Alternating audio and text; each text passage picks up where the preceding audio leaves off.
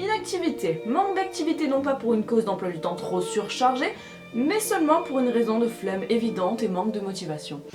C'est pas moi qui l'ai dit, c'est le dictionnaire. Ça faisait beaucoup trop de temps que j'avais pas tourné de vidéo. Si tu regardes cette vidéo, c'est ou que t'es un troisième en stress pour la rentrée, ou juste un nostalgique de sa seconde parce que qu'on se le dise, c'est l'une des meilleures années que tu vas passer dans ta vie. Salut à tous, c'est moi, aujourd'hui on se retrouve pour une toute nouvelle vidéo, je pense que vous l'avez compris. Alors déjà pour bien commencer, qui dit seconde dit 3 mois de vacances d'été. Pas de gros examens à la fin de l'année, mais surtout la liberté, putain. Quand t'arrives au lycée, on te considère comme une personne autonome. Fini les heures de perm obligatoires où t'es obligé de rester enfermé dans le collège. Là, tu fais ce que tu veux. Tu veux rester en perm, tu vas en perm, tu veux sortir, tu sors. Pour ma part, je sortais. J'ai passé 0 heure en perm cette année. T'as pas cours, tu fais ce que tu veux. Tu sors, tu restes dans le hall, tu vas dans le CDI, tu vas dans la cour, tu fais ta vie. Mais attention, tout n'est pas que beau et rose en seconde. Ah non. Fini les petits devoirs de 5 minutes à la maison, hein. Au moment où tu t'y attendras le moins, on te demandera de rendre une dissertation ou un commentaire littéraire d'1h30 minimum à faire en 2 jours. Principalement en français, mais aussi en histoire géo, hein. Ça c'est les plus chiants. Je parle en connaissance de cause. Au niveau des matières, il n'y a pas grand chose qui change à part une petite nouvelle qui s'incruste. La SES, sciences économiques et sociales. La SES t'accroche ou t'accroche pas. C'est-à-dire que si t'aimes bien, ton année va bien se passer, mais si t'aimes pas, tu vas te faire sacrément chier. Après en soi, la SES c'est qu'1h30 par semaine. C'est surmontable. Mais rien ne te paraîtra plus long et chiant que les heures d'AP. Accompagnement personnalisé. Autant AP maths, bon, ça passe, tu fais des petits exercices, de l'algorithme, t'es sur l'ordinateur. Ça va, tu te fais moyennement chier. Mais AP français ou AP avec ton prof principal.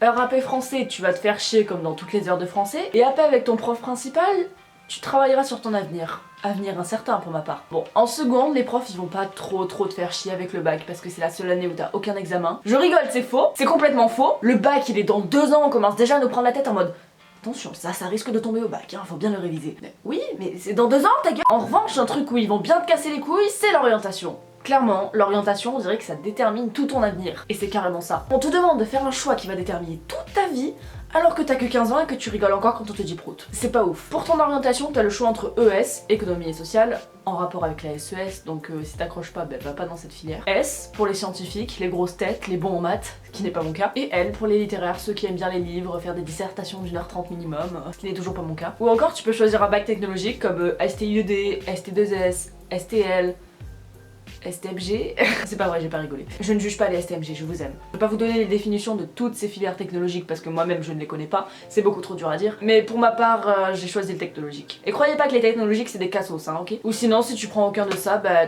tu peux aller en pro. C'est une option. Après, je suis loin d'être la bonne personne pour vous parler des filières pro parce que j'y connais que dalle. En tout cas, réfléchissez bien pour votre filière, hein, parce que si vous choisissez mal et qu'au final ça vous plaît pas, vous êtes dans la merde. Rendez-vous bien compte. Moi perso, j'ai choisi la STI 2D, sciences technologiques, industrie, développement durable. Si je dis pas de la merde. Vous voyez, même ma filière, je la retiens pas. Non pas parce que je n'ai pas le niveau en général, hein, je suis pas con, ok, mais c'est juste que j'aime pas vraiment l'école de base, hein. Et en ST2D, il y a vraiment pas mal de choses qui me plaisent, donc voyez-vous que je préfère avoir un bon bac technologique qu'un bac général. Oral et pas querette, te vois-tu. Pour conclure, j'espère que vous avez pas trop de lacunes en maths. Faudra aider, tiens. Va falloir que vous soyez déter avec cette année. Putain! Va falloir que vous soyez déter avec cette matière cette année, hein. Ma meilleure moyenne en maths sur 3 trimestres? 7,5. Et dernier point à aborder pour la seconde, c'est clairement les fournitures scolaires, hein. Non, parce qu'au collège, on nous demande une liste comme ça, avec plein de trucs inutiles, dont pour la moitié on s'en sert même pas. Au lycée, y a pas de liste. Tu fais ce que tu veux en fait. Tu veux prendre un classeur, tu prends un classeur. Tu veux prendre un cahier, tu prends un cahier. Tu veux te ramener avec des feuilles, tu te ramènes avec des feuilles.